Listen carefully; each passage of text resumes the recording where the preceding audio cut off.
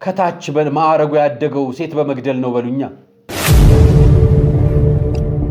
ዓለም በሙሉ ተደራይቶ እኮ ክርስቶስን ሰቅሎታል። ተደራይቶ ከካህናት ጋር አብሮ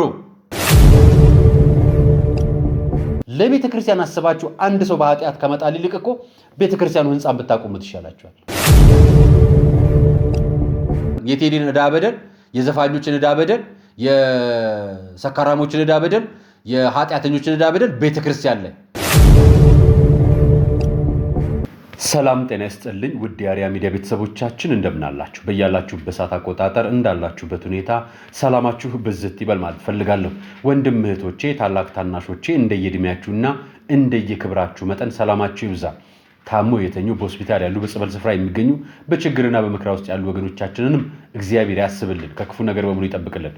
ዛሬ መረጃዎች ይዤላችሁ መጥቻለሁ። ለእናንተ ይሆናሉ ያልኳቸውን መረጃዎች ናቸው የማመጣላችሁ። አንደኛው መረጃ ሴትን ለመግደል የተሾመውን ፖሊስ አመጣላችኋለሁ። ሴትን ለመግደል የተሾመው ፖሊስ ማን ነው? የት ነው? እንዴት ነው? መረጃውን አቀርብላችኋለሁ። ሌላኛው አያይዤ የማቀርብላችሁ ነገር በቴዲ አፍሮ ጉዳይ ላይ እስሮች መረጃዎች እየወጡ ይገኛሉ። እነዚህም በተመለከተ የተወሰኑ መረጃዎችን አጋራችኋለሁ። አያይዤ ካህኑ ምዕመኑን ይዘው ገደል ገቡ እላችኋለሁ። ለምን፣ እንዴት፣ በማ በደንብ አሳያችኋለሁ። ካህኑ ነው ያልኳችሁ። ካህኑ ነው ምዕመኑን ይዘው ገደል የገቡት። ሌላኛው ማሳያችሁ መረጃ ትላንትና ያነሳውላችሁ አንደኛው ጉዳይ በቤተ ክርስቲያን በህንፃ ቤተ ክርስቲያን ውስጥ ህንፃ ስላሴን በመጠጥ አስክሮ ማጥፋት የሚመለከተውን የንፋስ ስልክ ላፍቶ ክፍለ ከተማ የሚገኘውን የቅድስት ስላሴ ቤተ ክርስቲያን በ58 ጸበል አካባቢ ጋር የሚገኘውን የስላሴ ቤተ ክርስቲያን በተመለከተ ተጨማሪ መረጃ አለኝ። ሌላ ያይዤ የማቀርብላችሁ ጉዳይ ደግሞ መነኮሳት ተገድለዋል። መነኮሳት የሚካኤል ገዳም የሆነ መነኮሳት ውስጥ እዛ የሚገኙ መነኮሳት ተገድለዋል። ስለሱ ጉዳይና የደረሰባቸውንም ጥቃት በተመለከተ የማቀርብላችሁ መረጃ ይኖረኛል። ከሱ ጋር ያይዤ አንድ ሁለት መረጃ አቀርብላችኋለሁ። አርአያ መካሻ ነኝ ፕሮግራም አዘጋጅቼ የማቀርብላችሁ። አብራችሁኝ እንድትቆዩ ጋብዛችኋለሁ። ታዲያ የማትጾሙ፣ የማትሰግዱ፣ የማትጸልዩ ሰዎች፣ ጸበል የገቡ ሰዎች መንፈሳቸው ወደ እናንተ ይገባል ያሉልን መምህር ስምዐኮንንም በመሃል አቀርብላችኋለሁ። ከመሸጋገሪያ በኋላ እንገናኝ። ሰብስክራይብ፣ ላይክ፣ ሼር ማድረጋችሁን አትርሱት።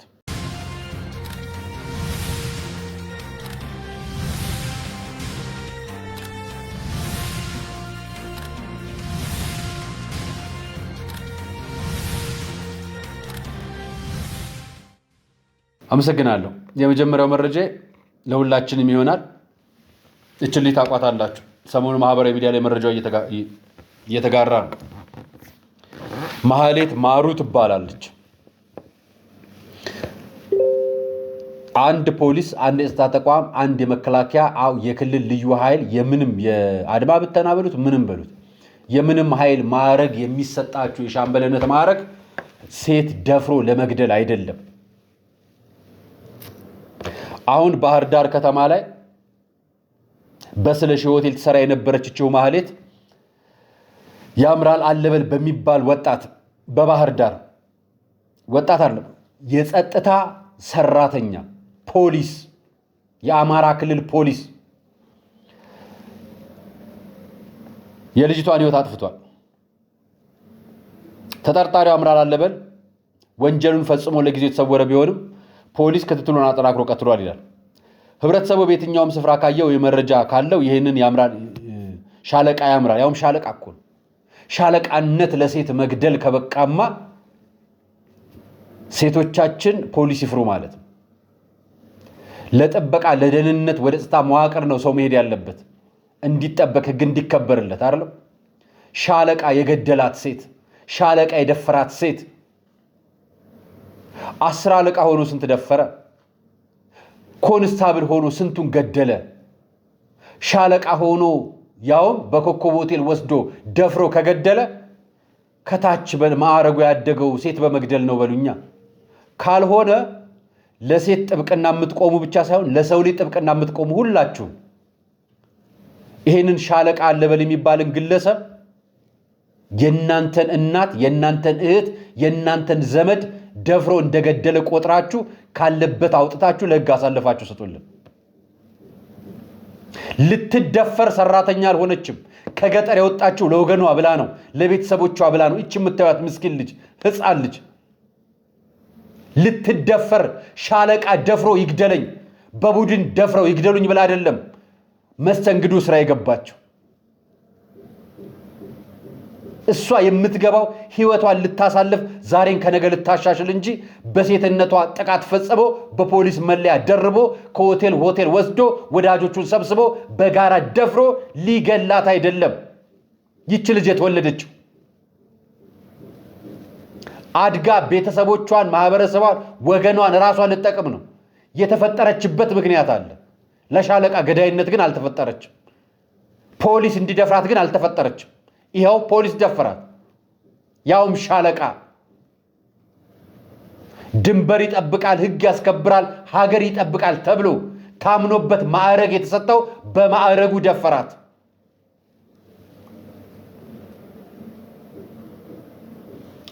እንዲህ ተደፍረው ለተጎዱ፣ ተደፍረው ለተጣሉ፣ ተደፍረው ስቃያቸውን ለማዩ እህቶቻችን ፍትህ እንጠይቃለን። ለሁሉም ለማህሌት ፍትህ እንጠይቃለን። የአማራ ክልል ፖሊስ፣ ፌዴራል ፖሊስ ውጤቱን በቅርቡ እንደሚያሳውቀን ተስፋ እናረጋለን። ያው ተስፋ እናረጋለን ብለን ህግ ስለሆነ መንግስት ስለሆነ እንጠይቅ። ደፍረው የጠፉ የሴት ልጅ ማንነትን አጥፍተው የጠፉ ጨካኝ ወንዶች አሉ። ባሏን ከገዛ እህቱ ባል ጋር ሆና የገደለችም ሴት አለች ኢትዮጵያ ውስጥ። ጨካኝ ሆነናል እውነት። ይቺ ሴት ሀብት አታተርፍም። ምንም የምታመጣው ነገር የላት። በገንዘቧ አልተደፈረች፣ በሀብቷ አልተደፈረች። በሴትነቷ፣ በደካምነቷ፣ በአቅመቢስነቷ ሰራተኛ ሆና በምትሰራበት ቦታ ተጠርታ ተወስዳ ነው የተደፈረችው። ስለዚህ የጸጥታ መዋቅሩ ያስፈራል ማለት ነው። ሴት ሲያናግር ሊደፍር ነው ማለት ነው። መልእክቱ እኮ ይሄ ነው። ይሄ ለህግ ካልቀረበ መልእክቱ ይሄ ነው። ጸጥታ አካላት ባሉን ቁጭ አድርጎ ሚስት ነይ ብሎ ሚስት ቤት አስገብቶ ይደፍራል ማለት ነው። ቀጣይ ይሄን ነው የምንጠብቀው። ዝም ካላችሁ፣ ህጉን ካስከበራችሁ አብረን የምናየው ይሆናል። ለማህሌትና ለቤተሰቦቿ መጽናናት እንመኛለን። መስተንግዶ ነበር የምትሰራው እህታችን። የኢክራም ቤተሰቦችም መጽናናት እንመኛለን። መተሃራ ላይ ጓደኛዋን ሸኝታ ለተገደለችው የዜና ዘጋቢዎች ሁለት ዜና ለዘገቡላት እውነቱንና ሐቁን የአካባቢው ነዋሪዎች የሚያውቁት በተለያየ ጊዜ ታፍነው የሚወሰዱ ታግተው ገንዘብ የሚጠይቅባቸው ከጤና ጣቢያ ከመኖሪያ ቤት የሚወሰዱ ከስራ ቦታ የሚገደሉ ሰዎች መተሃራ ላይ በዝተዋል። ኢክራምም የዚያው አንድ አካል ድርሻ ነች። ነገር ግን ገዳይ አለ። ከመተሃራ ወደ ናዝሬት ስትሄድም አይደለም፣ ኢክራምም ታማም አይደለም የተገደለችው። ጓደኛዋን ሸኝታ በመሃል ነው የጠፋችው። በሰቃዳር ራቁቷን ሆና በጩቤ ተወግታ አንገቷ ታርዶ እጇ ታስሮ ነው የተገኘችው። ስለዚህ ወስዶ ያገታት፣ እጇን ያሰራት፣ ራቁቷን ያረጋት፣ በጩቤ የወጋት፣ አንገቷን ያረዳት ነፍሰ ገዳይ አለ።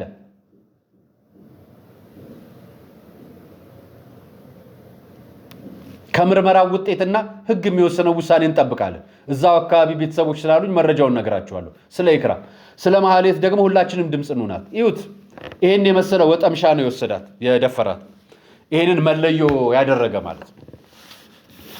የቴዲ አፍሮ ጉዳይ መነጋገሪያ ሆኗል። ከትናንትና ማምሻውን ጀምሮ እንዲህ አይነት መረጃዎች እየወጡ ናቸው። በቁጥጥር ስር እየዋሉ ነው።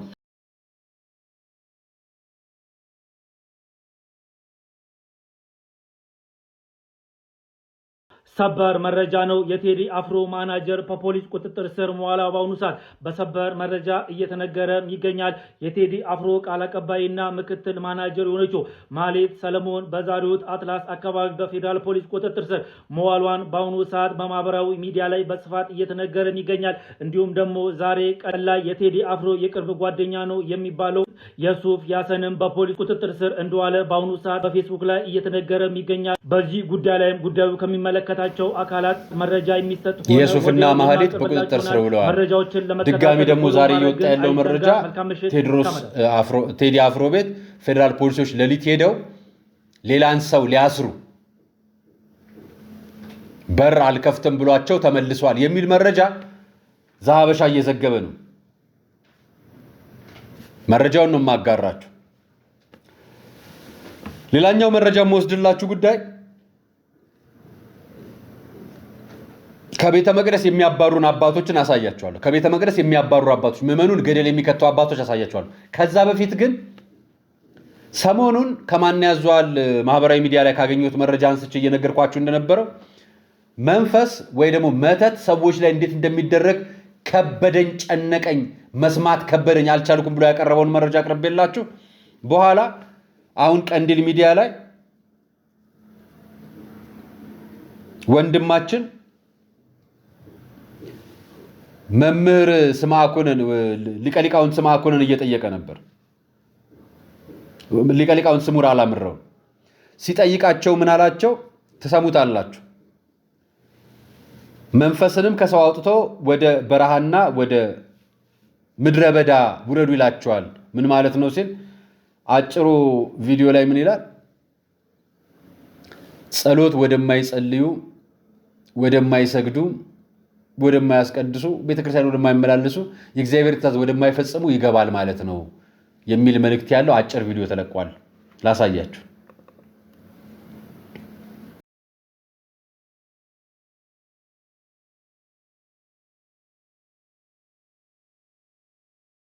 እርኩስ መንፈስም ከሰው ከወጣ በኋላ እረፍትን ሲሻ ውሃ ወደሌለበት ምድረ በዳ ይዞራል። ማለት ይሄንን ሁሉ በማያደርጉ ወደማይጾሙ፣ ወደማይጸልዩ፣ ወደማይጠመቁ ሰዎች ይሄዳል ማለት ነው። ወይ ከውን ዳሃሪቱ ለውእቱ ብእሲ ዘያአኪ እምቀዳሚቱ። ለዚያም ሰው ከቀደመ ህይወቱ ልቅ የሚመጣው ህይወቱ የከፋ ይሆናል። ከኛ ትውልድ ጋር እንዴት ነው የሚያያዘው? ሳያውቁ እንዳዋቂ የነበሩበትን ዘመን፣ ሳይማሩ እንደ ተማረ ሰው የኖሩበትን ዘመን እንደ እውቀት ያስቆጥራቸዋል ሰይጣን። ባል ከሚስት ጋር አለያይቶ ሰይጣን አይጨበጨብለትም። ይሄ ለ40 ዘመን ሲጋደል የኖረ ሰው ነበረ፣ እኔ ያሸነፍኩት ያለ እንደሆነ ይጨበጨብለታል ይላል። ባለፈው ብርታት አለመቀጠል ምን አይነት ዋጋ ያስከፍላል? ቀድሞ በትንሽ ጾም ጸሎት የወጣሁት እንዲህ ስለሆንኩ ነው፣ አሁን ግን በትንሹ እንዳልወጣ ብሎ ተደራጅቶ ይመጣል ማለት ነው። ስለዚህ በጨበጣ የነበረውን ጦርነት በድሮን ሊያደርገው ይችላል። መልእክቱን ድጋሚ ላሰማ መያዝ ነው።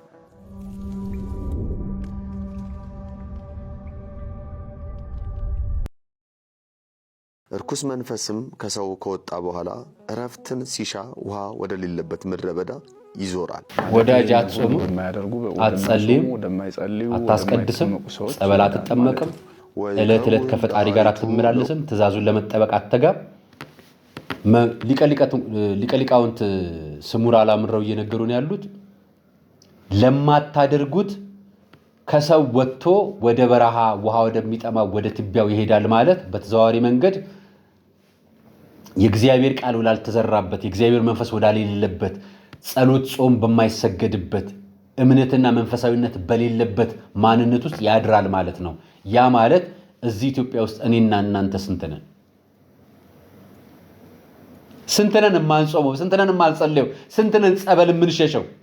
ስንታችንን የማናስቀደው? ስንታችንን ስጋ ወደሙ ማንቀበለው? ማን አለ ታዲያ? ማን ተረፈ ታዲያ? ስለዚህ ወደ ቤታችን እንመለስ ነው መልእክታቸው።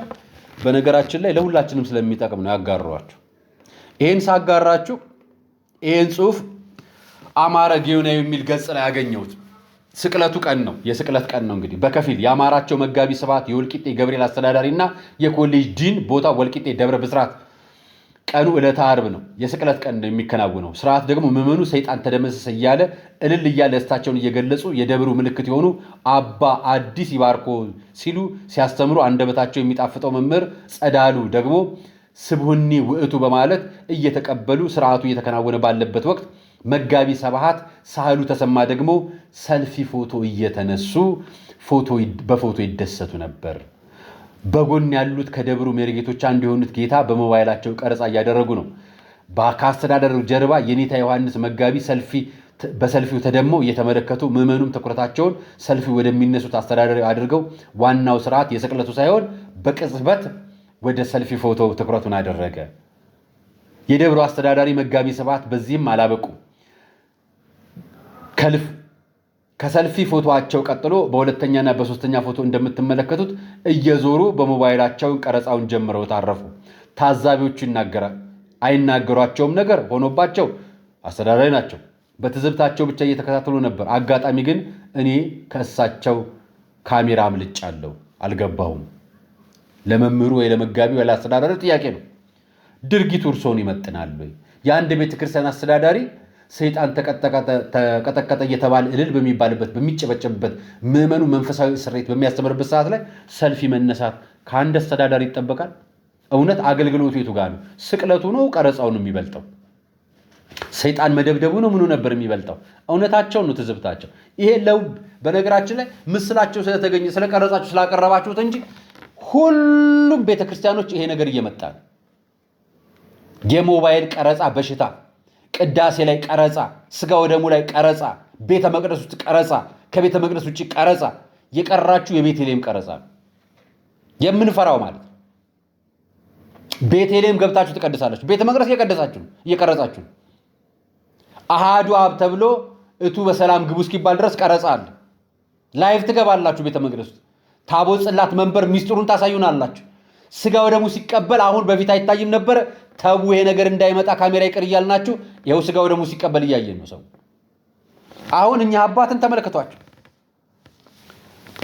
እግዚአብሔር ያበቃው አስተዳዳሪ ካህናት፣ አገልጋዮች ሞባይል መቅደስ ይዘው እንዳይገቡ መከልከል ሲገባው ብለው ይጠይቃሉ። እንዴት እርሶ ሞባይል እያነሱ ስርዓት አልበኝነትን እንዲስፋፋ ያደርጋሉ?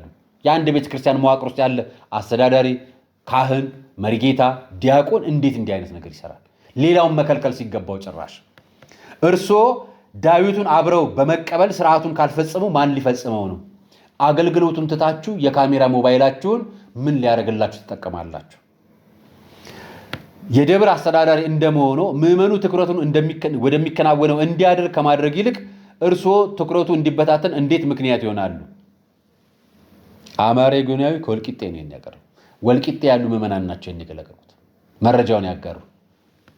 እኛም ማየናቸው ምዕመናኑ በሙሉ ሞባይል ይዘው ወጡ። ከዛ አገልግሎት ቀረ፣ ሁሉም ሞባይል ያዘ። ታቦት ሲታጀብ ሞባይል አትቅረጹ፣ አጨብጭቡ፣ እልል በሉ፣ ተባረኩ እያልን ስገዱ፣ ለፈጣሪ ለአምላክ ስገዱ፣ ለማደሪያው ስገዱ፣ ምስጋና አቅርቡ፣ ተባረኩ እያልን እየተናገርን አስተዳዳሪው በአገልግሎት ሰዓት ራሳቸው ሞባይል ይዘው ከወጡ ምዕመኑማ ይዞ ቢወጣ አይፈረድበትም። እና ካህኑ ከአስተዳዳሪው በታች ያለው ካህን ቤተ መቅደስ ውስጥ ካሜራ ቢቀርጽ አይፈረድበትም። ስጋ ወደሙ ቢቀርጽ አይፈረድበትም። መሪዎቹ እናንተ ናችሁ። ያሳ ግማቱ ይላል ያገሬ ሰው።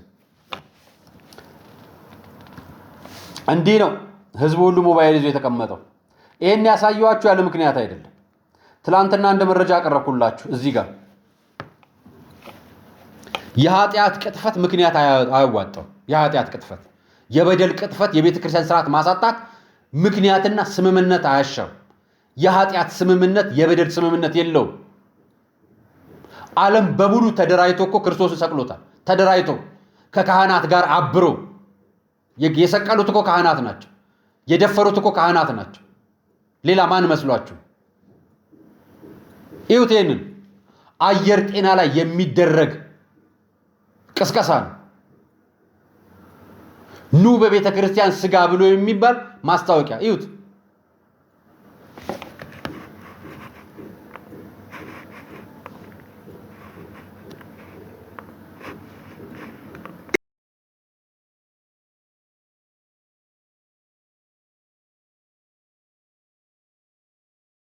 ይህ የምትመለከቱት ህንፃ ከተጀመረ 3 ዓመት ሆኖታል። በዓለም ባንክ ደብረ ራማ ቅዱስ ገብርኤል የሚገኘው ህንፃ ተሰርቶ ማጠናቀቅ አልተቻለም። ስለዚህም ከ70% በላይ የተሰራውን ይህንን ህንፃ ለማጠናቀቅ ልዩ የአጋፔ መርሃ ግብር በዓለም ባንክ ደብረ ራማ ቅዱስ ገብርኤል ካቴድራል ግቢ ውስጥ ጥር 30 እና የካቲት 1 ልዩ የአጋፔ መርሃ ግብር ተዘጋጅቷል። ሁላችሁም ተገኝታችሁ ይህንን ሁለገብ አዳራሽ እንድንጨርሰው እንድታግዙ በልዑል እግዚአብሔር ስም እንጠይቃለን።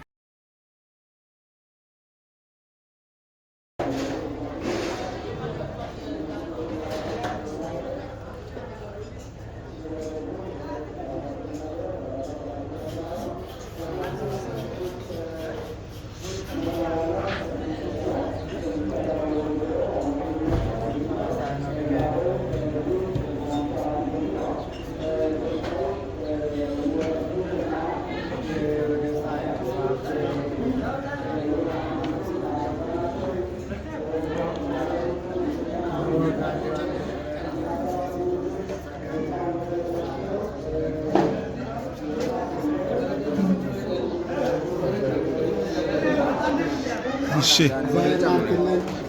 ጥሪ አድርጉልን ለህዝቡ ውስጥ መጥቶ እንዲበላ። እሺ ለዓለም ባንክ ደብረ ራማ ቅዱስ ገብርኤል ካቴድራል ሁለገብ ህንፃ ማስፈጸሚያ የሚሆን ይኸውና ምሳ እንድንበላ አዘጋጅተናል።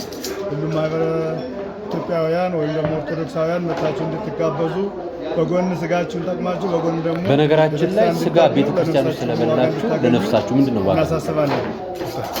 መጽሐፍ ቅዱሳዊና የቤተክርስቲያንን ስርዓት በማፋለስ የራስን ገቢ ለመሰብሰብ የሚደረግ አላስፈላጊ ስርዓት እየተከናወነ ነው።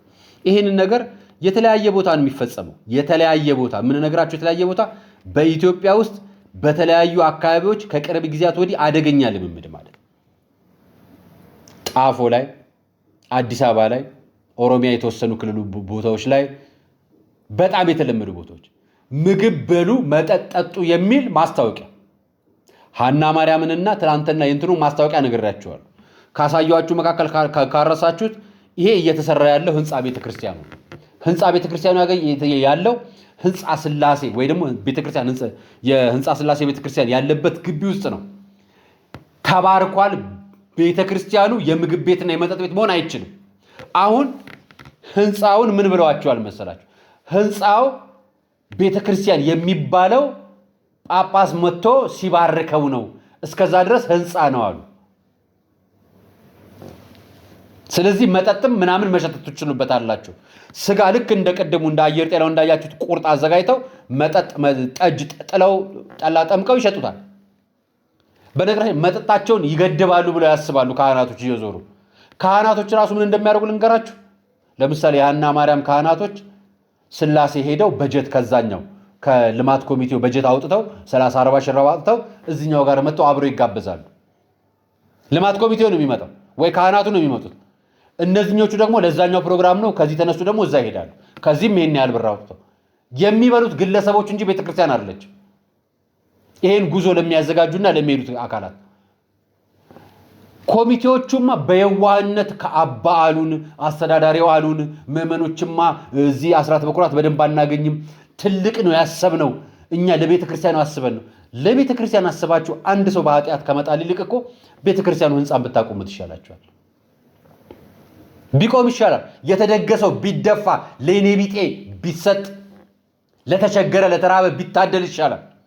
ይሄ ነው ክርስትና። ለሌላው እየኖሩ እንደሚኖሩ እያሳዩ መሞት ይሻላል።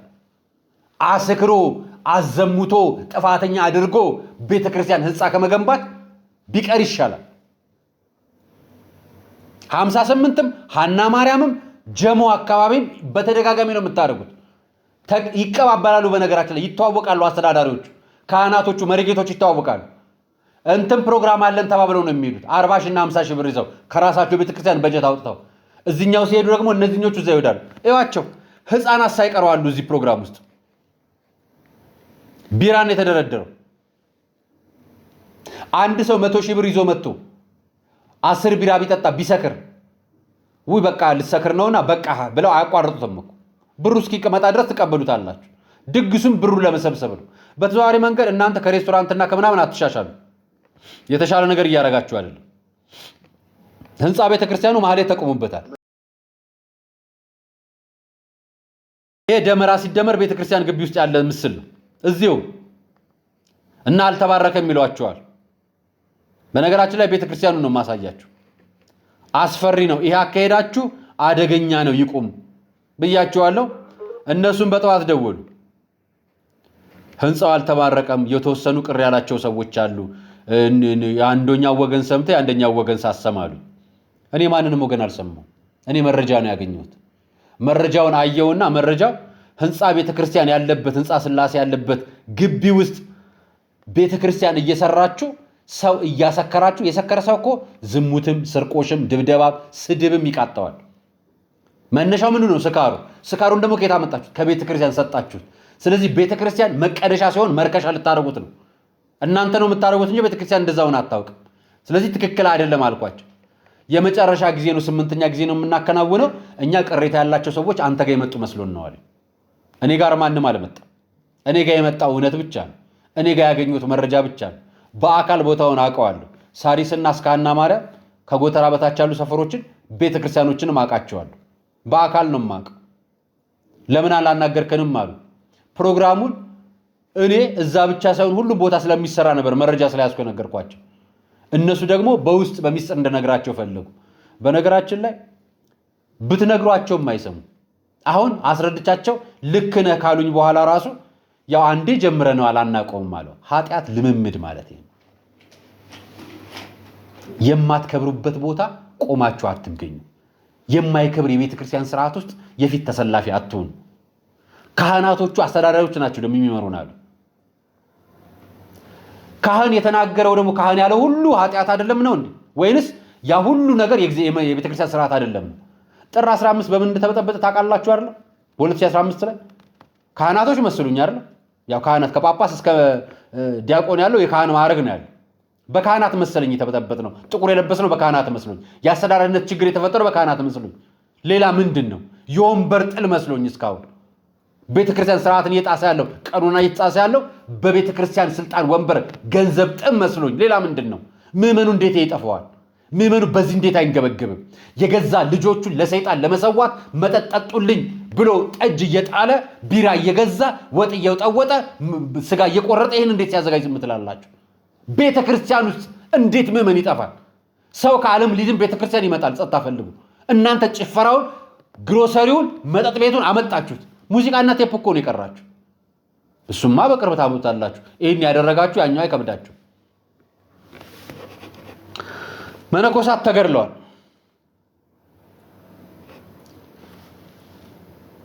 የጥይት ጥቃት ተፈጽሞባቸዋል። የዴል አር መላክ አቡ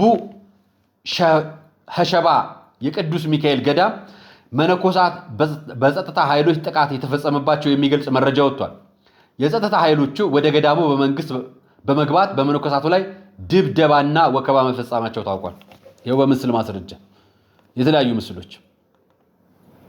ዓለም ክርስትናን ታሳዳለች። ኦርቶዶክስ አሁን ሰሞኑ በቴዲ ዘፈን ወቀሳው የበዛባት ቤተክርስቲያን ነች አይደለም? የቴዲን ዕዳ በደል፣ የዘፋኞችን ዕዳ በደል፣ የሰካራሞችን ዕዳ በደል፣ የኃጢአተኞችን ዕዳ በደል ቤተክርስቲያን ላይ ለማላከክ የሚጥሩት አይደለም? ይኸው ግብፅ ደግሞ የዕዳ በደላቸውን ካህናት መነኮሳት ላይ ነው። ገዳማውያን ንብረት የሌላቸው፣ ጨርቅ መስቀል የሌላቸው፣ ሻሽ የሌላቸው፣ ከራቁታቸው ውጭ ምንም ገንዘብ የሌላቸው ገዳም ኖረው ገዳም የሚቀበሩ አባቶችን ይኸው ዓለም ታሳዳቸዋለች። እጄ ላይ መስቀል አለ ግደሉኝ እባካችሁ እኔ ብቻ ቀረው እኔም ክርስቲያን ነኝ ብለው የሚያለቅሱ ምዕመናን ተገድለዋል ግብፅ ውስጥ። አሁን ኦርቶዶክሳውያን በኢትዮጵያ ውስጥም ይሳደዳሉ። ዝቋላ፣ አሰቦት፣ የት ደብረ ኤልያስ፣ እሺ ደሞ ሌላ የት? ገዳማውያን አይደል? ገዳማውያን ያልተሳደዱበት የኢትዮጵያ ክፍልን ጥቀሱልኝ እስኪ። የሚያሳዳቸው ዓለም ነው አይደል? ይኸው ምስል ላሳያችሁ በቪዲዮም ጭምር እነሱ ጋር እንዴት እንዳደረጓቸው።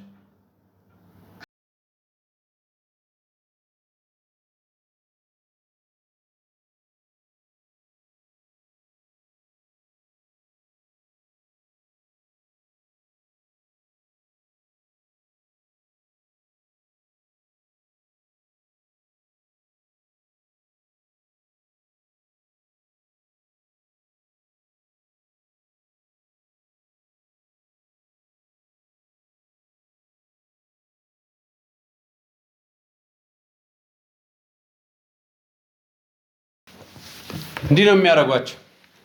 ዓለም ነው ኦርቶዶክስን የምታሳደው የምንላችሁ ለዚህ ነው። ዛሬ የምትናገሩት በሙሉ ቤተክርስቲያን የምትወቅሱት በሙሉ የግብፅ ጉዳይ አስፈጻሚ መሆናችሁን በማስረጃ ነው ያሳየዋችሁ። ግብፅ ያሉ ኦርቶዶክሳውያን ይሳደዳሉ፣ ኢትዮጵያ ውስጥ ያሉ ኦርቶዶክሳውያንም ይሳደዳሉ። የምታሳዱት እናንተ ከሳሾች ናችሁ። ቴዲ አፍሮ እና በቴዲ አፍሮ ዘፈን ምክንያት ጓደኛው ያሲኖና የስራ አስኪያጇ ማህሌት የምክትል ስራ አስኪያጇ ማህሌት በፌዴራል ፖሊስ ቁጥጥር ስር ውለዋል የሚለው መረጃ ነገርኳችሁ ይመስለኛል። ዛበሻ ነው የዘገበው። ከዛ ነው መረጃውን ምንጭ ያገኙት። እኔም እሱን ነው ያቀረብኩላችሁ፣ ልጁ ያቀረበላችሁ። ፖሊስ ግን ያለው ነገር የለም። መረጃ አላወጣም፣ ምንም አልገለጸም። ማታም ፖሊስ ሄዶ ቴዲ አፍሮ በር አልከፍትም ብሏቸው ተመለሱ ማንን ሊያስሩ? ሌላ ደግሞ ሊጠየቅ የተፈለገ ጓደኛው አለ እሱ ቤት ነው ተብሎ ሊያስሩት ሄደው በር ዘግቶ መልሷቸው የሚለውን መረጃም ዘግበውልናል። እኛ ይሄንን ነው የምነግራችሁ። በቁጥጥር ስር ሊውሉ የታሰቡ ካሉ ኢትዮጵያ ውስጥ ህግ ነው። እኛ ደግሞ የምንነግራችሁ በግለሰብ ኃጢአት በደል በተደራጀ የኃጢአት በደል ቤተክርስቲያን አትረክስም። መጠጥ በማዘጋጀት ቤተክርስቲያን ውስጥ እየሸጡ በማስከርም ቤተክርስቲያን የምታረክሱ አስተዳዳሪ ሆናችሁ ኮሚቴ የሚያደርጓቸው እዛ ውስጥም ጥፋት እንዲፈጽሙ አስተባብረው አይዟችሁ ያላችኋቸው ካህናትም እናንተ ናችሁ ጥፋተኛ። እናንተ መጀመሪያ ምዕመኑ አይደለም ጥፋተኛ፣ ኮሚቴው አይደለም መጀመሪያ ጥፋተኛ። እናንተ ካህናት ልጆቻችሁ ንስሐ ገብተዋል። ልጆቻችሁ ንስሐ ገብተው አስራት እያወጡ ነው በኩራት። ልጆቻችሁ ያንን አድርገው ስጋ ወደሙ እየተቀበሉ ነው። ምን ያህል ምዕመን እዛች ቤተክርስቲያኑ ስጋ ወደሙ ይቀበላል? ንገሩን እስኪ። የሚሰራ ጠንካራ ወጣት የሆነ ብዙ ህዝብ ባለበት አካባቢ ላይ ምን ያህሉ ምዕመን ንስሐ ገብቶ ስጋ ወደሙ ይቀበላል? የምን ያህል ልጆቻችሁስ ንስሐ አስገብታችኋል? ክርስትና የሰማያዊ መንግስት ወራሽነት እንጂ የዘመናዊ ወይ ደግሞ የዓለም ቤት የግሮሰሪ ቤት ስጋና መጠጥ ሰርቆ ዘርፎ በቤተ ክርስቲያን ግቢ ውስጥ ቅዳሴ በሚቀደስበት ታቦት በሚሰፍርበት ግቢ ውስጥ እየቸበቸባችሁ ልታዘሙቱት ልታሰክሩት አይደለም የሚገባው። ይሄ የካህናቱ ጥፋት ነው። ይሄ የሀገረ ስብከቱ ድክመት ነው። ይሄ የሊቀ ጳጳሱ ዝምታ ነው። ይሄ ጥፋት አቡነ ሕርያቆስ ዝም በማለታቸው ነው። የአዲስ አበባ ሀገረ ስብከት የቁጥጥር ኮሚቴ ዝም በማለቱ ነው። የንፋስ ስልክ ላፍቶ ክፍለ ከተማ ቁጥጥር ኮሚቴ ዝም በማለቱ ነው። ስራ አስኪያጁ ዝም በማለታቸው ነው። ይሄ እየተፈጠረ ያለው በእያንዳንዱ ቤተ ክህነት ነው። በእያንዳንዱ ቤተክርስቲያን ግቢ ነው። ከገንዘብ በላይ ሰውን አትፈልጉትም እናንተ። ገንዘብ ስለምትፈልጉ ቢሰክር ቢዘሙት እናንተ እኮ በዚህ ሁኔታ በቀጣይ ዝም ካልናችሁ መኝታ ቤት አዘጋጅታችሁ ሴት አዘጋጅታችሁ እያመጣችሁ ታሳድራላችሁ። ምንድነው ልዩነቱ ታዲያ? እንዲጨከን አድርገን ካልተናገርን አተጉትም ብዬ ነው። ምን አድርገን እንንገራችሁ? ገላዬን ለክርስቶስ እሰጣለሁ ብላ የምትመጣ ሴትና እኔም ለክርስቶስ ብዬ ዘሙታለሁ ብሎ ቢመጣ አንድ ሰው ገንዘብ ተቀበላችሁ ከማገናኘት እንደማትመለሱ እያሳያችሁን ነው። ይሄ ድፍረት ያለው ቋንቋ ነው የምናገረው። ከባድ ስለሆነ ነው። የገዛ ልጃችሁ እኔ የምነግራችሁ የገዛ ልጃችሁ አሽሹ ይሄ ነው ለእግዚአብሔር ብዬ አጨሳለሁ ቢላችሁ ታስጨሱታላችሁ? ይሄን ለምታደርጉ አባቶች አታስጨሱትም አይደለም? አሁን እያረጋችሁ ያላችሁት ምዕመኑን እንደዚህ ነው። ለክርስቶስ ብዬ ሰክራለሁ የሚል ምዕመን እየፈጠራችሁ። ለክርስቶስ ብሎ የሚሰክር ምዕመን ሲጀምር ለክርስቶስ አይደለም። የምታሰክሩትም ለክርስቶስ ብላችሁ አይደለም። ለክርስቶስ ብትሉማ በነበረችው ቤተክርስቲያን ውስጥ ስጋ ወደሙ የሚቀበል ምዕመን፣ አስራት በኩራት የሚያወጣ ምዕመን እየተመላለሰ ቅዳሴ የሚያስቀድስ በማህሌት ቆማችሁ ጸልያችሁ የታሰረበትን አጋንንት የማስፈታ ስልጣን ለካህናት ተሰጥቷችሁ ነበር። የታረጋችሁት? የታረጋ ስልጣናችሁ የታለ? ክህነታችሁ የታለ? አባትነታችሁ የታለ? ድርሻችሁና ነው ምዕመኑን የምታታሉት የምታጭበረብሩት። ዛሬም በቤተ መቅደስ ስጋ ለመሸጥ ቀጠሮ ይዛችኋል። ሐና ማርያምም ቀጠሮ ይዛችኋል። ግንቦት 8 ትቀባበላላችሁ። ደግሞ እናንተ ሐና ማርያም ስንት ዓመት ሆናችሁ? 11 ዓመት አይደል? ይሄን ለምታደርጉ ለሁላችሁ አየር ጤናም ጀመራችሁ፣ የትም ቦታ አሳየዋችሁ። ለሚታየው ድርጊት ማስረጃ እስካገኘን ድረስ ሁላችሁንም በያላችሁበት እንዲታረም እንዲሻሻል ነግራችኋለን። ስለማትመለሱ ነው የነገርናችሁ። እዛ ያለው ኮሚቴ ጋር እንደውም ልዩነት እንዳለባችሁ ዛሬ ጠዋት ደውለው ነገሩ። እውነት እነዛ ልዩነት ያላቸው ሰዎች 5 ናቸው 6 ናቸው ትንሽ ናቸው አላችሁ። እውነት ጎበዝ ናቸው፣ በጣም ጎበዝ ናቸው።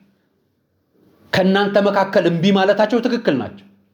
ቤተክርስቲያን በስካር አትከብርም። ቤተክርስቲያን በዝሙት አትከብርም። ቤተክርስቲያን ህንፃዋን በኃጢአት ገንዘብ አትገነባም። እንኳን አይደለም እኮ ከላባችን ውጪ ያለው ገንዘብ አስራት እንዳናስገባ ቤተክርስቲያን ታዘናለች። ከላባችን ውጪ ያለ ገንዘብ የሰረቅነው ገንዘብ ቤተክርስቲያን እንዳይገባ ቤተክርስቲያን ታዛለች።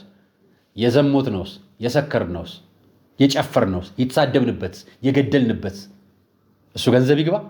የምታረጉት ይሄንን ነው። የዛሬ ቆይታ ይሄንን ይመስላል። አርያ መካሻ ነበር ፕሮግራሙን አዘጋጅቼ ያቀርብኩላችሁ። የነበረኝ ቆይታ ይሄን ይመስል ነበር። ሰናይ ቀን